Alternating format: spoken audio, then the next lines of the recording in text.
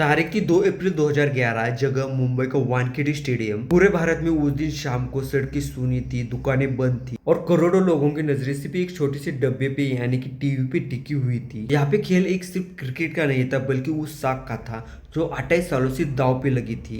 खेल था उस आदमी के सपने का जिसने क्रिकेट को अपना धर्म बना लिया था, सचिन रमेश तेंदुलकर। लेकिन क्या आप लोग जानते हैं, जब सहवाग और सचिन आउट हो गए तो ड्रेसिंग रूम में क्या खलबली मची थी? क्यों धोनी ने एक ऐसा फैसला लिया जिससे क्रिकेट का पूरा इतिहास ही बदल कर रख दिया?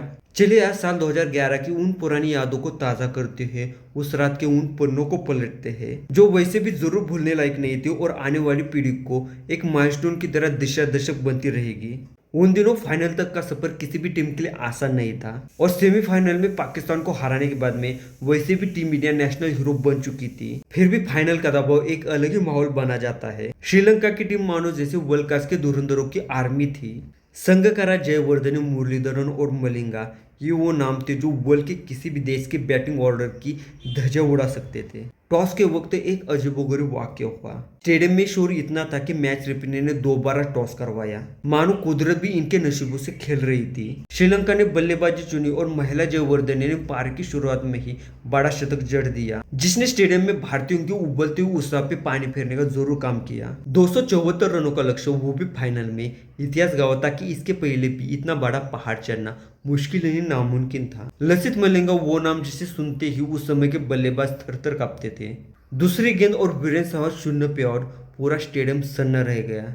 लेकिन फिर आए मास्टर ब्लास्टर, उनकी कुछ बाउंड्रीज ने जरूर उम्मीदें जगाई। फिर भी अगली वाली मलिंगा की गेंद पे ही सचिन का किनारा और संगकारा के हाथों में कैच। उस समय भारत का स्कोर 31 रनों पे 2 विकेट था और उस वक्त वानखेड़े में जो सन्नाटा था वो सच में डराने वाला था। ज्यादातर लोग अब टीवी बंद करने लगे थे, लेकिन तभी मैदान पे दिल्ली के 2 लड़के प्रकट हो गए। एक था युवा विराट कोहली और दूसरे थे संकट मोचक गौतम गंभीर। इन दोनों ने धीरे धीरे करते हुए उस मलबे से भारतीय पारी को खड़ा करना चालू कर दिया। विराट के वो 35 रन जरूर छोटे लग रहे थे, लेकिन उसने भारत के खिलाफ लगी आग को बुझाने का बहुत बड़ा काम किया। विराट आउट होते ही सबको लगा कि युवराज सिंह आएंगे। युवराज सिंह जो उस टूर्नामेंट के मैन ऑफ द सीरीज बनने वाले थे, लेकिन सबको हैरत में डालते हुए सीढ़ी से उतरे कैप्टन महेंद्र सिंह धोनी। और यही क्रिकेट के इतिहास का सबसे बड़ा जुआ था। कैप्टन धोनी से बड़े युवराज सिंह उस समय जबरदस्त फॉर्म में थे, लेकिन धोनी के दिमाग में कुछ और ही चल रहा था। उनके के पास में उस समय 2 ही जबरदस्त ऑफ स्पिनर थे और धोनी जानते थे कि एक राइट हैंड बैट्समैन ही उन्हें बेहतर संभाल सकता है। उन्होंने गंभीर के साथ में मिलकर स्ट्राइक रोटेट करना चालू कर दिया। कोई रिस्क नहीं, कोई छोटी बड़ी गड़बड़ी नहीं, और ऐसे ही धीरे धीरे से श्रीलंका के हाथों से मैच फिसलना चालू हो गया। गौतम गंभीर वो एक ऐसा नाम जिसे उस रात का अनसंग हीरो कहा जाता है। 97 रनों की पारी जिसमें उसने अपना खून पसीना एक कर दिया था। जब वो आउट हुए तो भारत जीत के बहुत ही करीब था, लेकिन क्लाइमैक्स अभी भी बाकी था। अब धोनी के साथ में युवराज थे और जीत के लिए चंद रन ही चाहिए थे। नुआन कुलशेखर गेंदबाजी पे आया और सामने धोनी थे।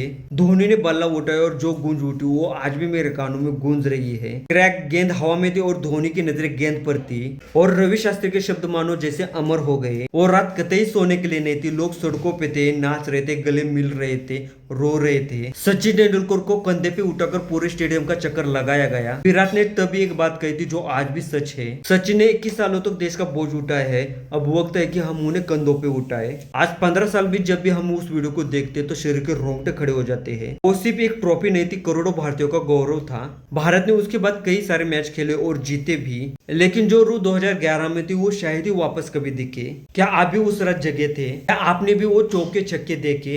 कमेंट में अपनी यादें शेयर करें और वीडियो पसंद आए तो लाइक, शेयर और सब्सक्राइब करना ना भूले।